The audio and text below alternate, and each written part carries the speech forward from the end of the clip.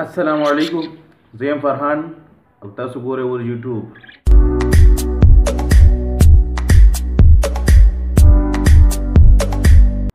په دې ویډیو کې به زه تاسو ته برډز حوالې سره اهم معلومات درکوم او دا هغه بچي دي تاسو چې ما ښودي پهلنۍ ویډیو دې نه پهله مې چې کوم ویډیو جوړه کړې وه هغې کې ما تاسو ته ښودي وو. دا ټایم ډېر واړه بچي وو او دا الله په فضل باندې د خیر سره رالوی شول او دا ترې ما رابیل کړل.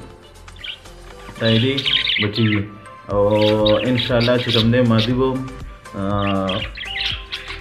5 ورځو کې به انشاءالله بیا انډې سټارټ کړي. تاسو کتلی شئ مټکي کېناسته او انډو ته یې ځان تیار کړی دی. دا ترې ما ځکه رابیل کړل او دا ماشاءالله تاسو کتلی شئ نور چې کوم کلر دی هغه داسې دي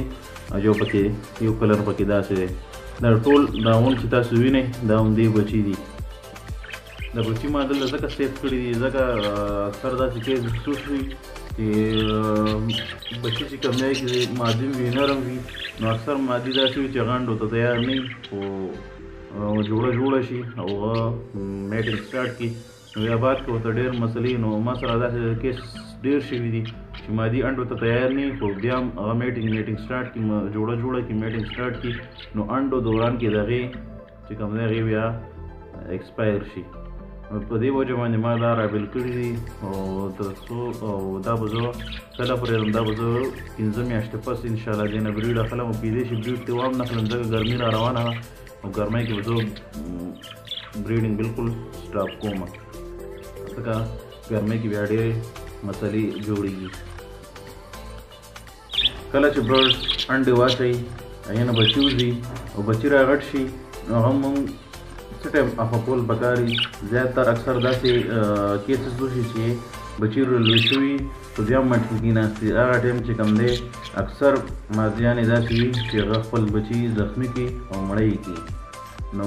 موږ ته پکار دی چې موږ هغه بچي په خپل ټایم باندې رابیل کړو. نو دا بچي موږ څنګه رابیلو نو نن دې باره کې به زه تاسو ته یو څو معلومات درکوم. کله چې مادي انډې واچوي نو هغې نه ټیک 30 دن بعد بچي روزي او هغه 30 دن کې هغه رالوی شي 30 دن کې صرف هغه رالوی شي او سیلف کېږي څه ټایم چې څه ټایم خپله خوراک څه ټایم چالو کوي نو هغه هغې نه بعد چې کوم 30 دن دي نو هغې کې هغه سیلف شي او وزر یې پوره راشي نو موږ ته دا څنګه پہچان وکړي چې موږ دا رابیل کړو. کله چې تاسو مادي چې کله انډې واچوي نو تاسو به ډیټ نوٹ کوئ کو ډیټ نوٹ نه نو څه ټایم چې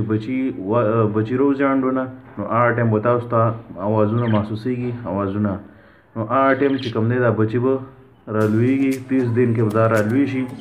30 دن بعد چې کوم دی په دې باندې 30 دن کې چې دا رالوی شي نو دی اکثر دی مټکو نه سر راوباسي نو یو نانیم وي چې روزي او یو نانیم وي چې نه روزي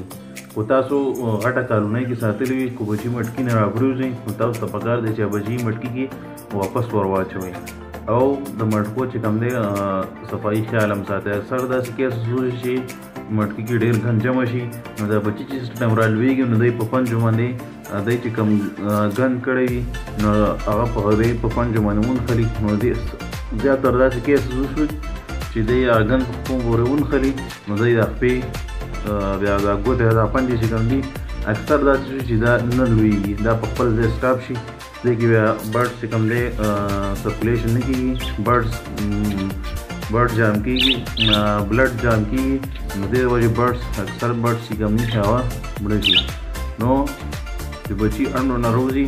15 دن بعد موږ ته پکار دي چې د مټکي صفایي وکړو هغې کې زیات ګند جمع شوي ځکه چې موږ سافټ فوډس ورکوو نو سافټ فوډس په وجه باندې د ډېر زیات ګند جوړوي په مټکي کې نو موږ ته 15 دن بعد پکار دی چې موږ د مټکي صفایي خیال ساتو.